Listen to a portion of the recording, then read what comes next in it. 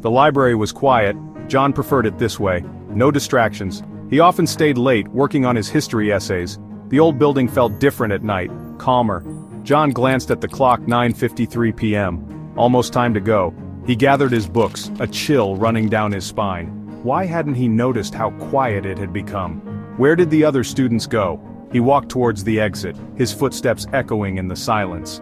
A strange feeling settled over him, a feeling of being watched. He quickened his pace, his heart pounding. The corridor outside the library was dark, lit only by faint moonlight filtering through the high windows. The silence was unnerving. John swore he could hear his own heartbeat. He walked faster, his bag slung over his shoulder. Every creak of the floorboards made him jump. He wished he hadn't stayed so late. He just wanted to get home. Then he heard it. A faint sound like someone dragging a foot. It was coming from the far end of the corridor, slow and deliberate. His blood ran cold. John froze, his breath caught in his throat. The dragging sound was getting closer. He couldn't see anyone, but the sound was unmistakable. Fear coiled in his stomach. He backed away slowly, never taking his eyes off the spot where the sound was coming from. He could feel the wall against his back. He was trapped. Then, a figure emerged from the shadows.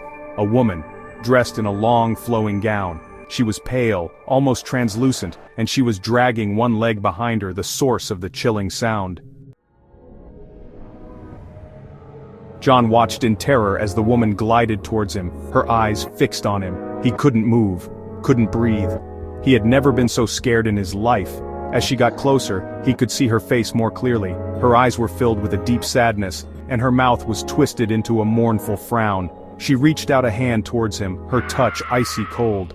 John screamed and squeezed his eyes shut, bracing himself for he didn't know what, but nothing happened. He cautiously opened his eyes. The woman was gone. John didn't waste any time. He ran all the way home, his heart pounding in his chest. He didn't look back, didn't stop running until he reached his front door. He fumbled with his keys, his hands shaking. He slammed the door shut behind him and leaned against it, gasping for breath. He was safe, or so he thought. As he caught his breath, he heard it again, the dragging sound right outside his door. He froze, his blood turning to ice.